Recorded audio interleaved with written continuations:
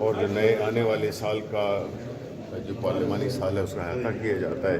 ہم سمجھتے ہیں کہ جس طریقے سے پارلیمان کو چلایا گیا پچھلے ایک سال سے، جس طریقے سے قانون سازی کی گئی ہے، تو وہ تو میرا خیال ہے کہ ایک پاکستان کی جو لیجسلیٹو تاریخ ہے وہ ایک اس کا سیاہ ترین سال ہے.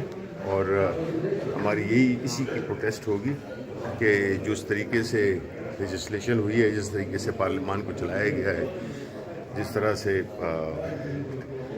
وہ کیا گئے ہیں، جو ہتھ کنڈے استعمال کیے گئے ہیں، تو ظاہر ہے کہ اس کے لیے تو ایک پروٹیسٹ تو بنتا ہے. سر آپ تو نظر آ رہے ہیں، لیکن یہاں آپ کی پارٹی کے پارلیمانی لیڈر علی ظفر نظر نہیں آ رہے. کیا وہ کہیں بزی ہیں، مصروف ہیں؟ پتہ نہیں جی، آئی تھنک اس کو آنا تو چاہیے، تو ہم ویٹ کر رہے ہیں. سر جے یو آئی کو بھی منانے کی کوشش کی گئی ہے کہ عوام میں جو احتجاج ہوگا جے یو آئی بھی اس کا ساتھ دے.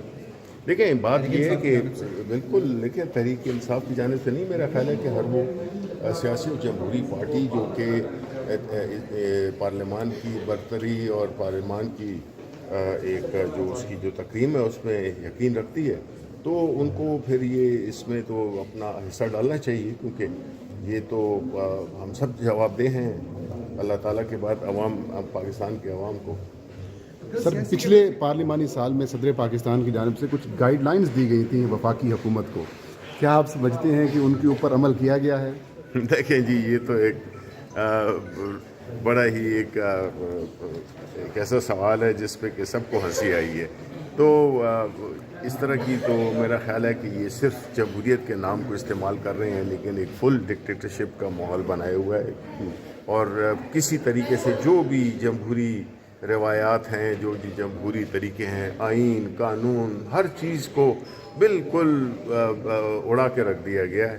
یہ ملک کو تو اب ایک ایسا قانون کے تحت چلایا جا رہا ہے جیسے کہ جنگل کا قانون ہو. تو یہ جو جمہوریت کے اپنے راگ لاپتے ہیں، تو ان کو ابھی بھی 8 فروری کو بھی پتہ چل گیا تھا کہ جب عوام نے ان کو جو ریجیکٹ کیا، تو ابھی تو جو رئیس ہے ان کی جو حیثیت تھی، سیاسی حیثیت تھی، وہ بالکل ختم ہو گئی ہے. بیکاز پاکستان کے عوام باشعور ہیں اور وہ اس قسم کی چیزوں کو معاف نہیں کرتے. سیاسی کمیٹی کا اجلاس ہوا، بتائیے کہ خان صاحب کی رہائی کے لیے کیا فیصلے ہوئے؟ 6 گھنٹے تک اجلاس جاری رہا. کیا حکمت عملی بنائی گئی ہے، کیسے رہا کرائی گئی؟ جی، یہ حکمت عملی ہم آپ کے ساتھ ابھی فی الحال اسٹیج پہ شیئر نہیں کر سکتے، لیکن ہم بیسیکلی یہی دیکھیں، پاکستان تحریک انصاف ایک سیاسی جماعت ہے. وہ کوئی ایک نہ کوئی ایک ایسا گوریلا گروپ ہے یا کوئی ایسا وہ گروپ ہے کہ جس میں کہ ہم کہیں کہ جی ہم فزیکل، ہم اپنی سیاسی جدوجہد کریں گے، اپنی سیاسی جدوجہد کو بڑھائیں گے، اپنی سیاسی سرگرمیوں کو بڑھائیں گے. عوام کو جو آگہی ہے اس پہ ہم وہ کریں گے. یہ جو سارے مقدمات ہیں یہ سارے سیاسی مقدمات ہیں، اور جس طریقے سے یہ چل رہے ہیں تو سب ظاہر ہے، کیونکہ دیکھیں ہمارا یہ ایک بحیثیت، یہ ہمارا جمہوری فرض ہے.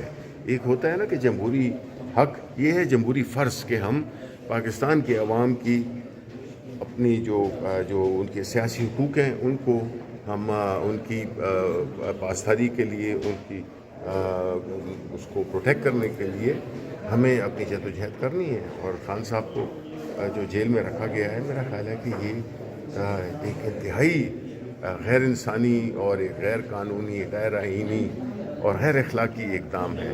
اور ہماری پوری سیاسی جدوجہد یہی رہے گی اب کہ ہم نے خان صاحب کو اپنا رہا کرانا ہے. کیونکہ دیکھیں عدالتوں سے اب ہماری توقع اگر یہ رکھیں ہم کہ عدالتیں ان کو وہ کریں گی، خاص طور پہ جس طرح کی 26ویں آئینی ترمیم کے بعد جس طرح کے کورٹ پیکنگ ہوئی ہے، کہ جس طرح کے اپنے ججز وہ کیے گئے ہیں، تو ہمیں تو اب انصاف کی توقع رہی ہی نہیں ہے.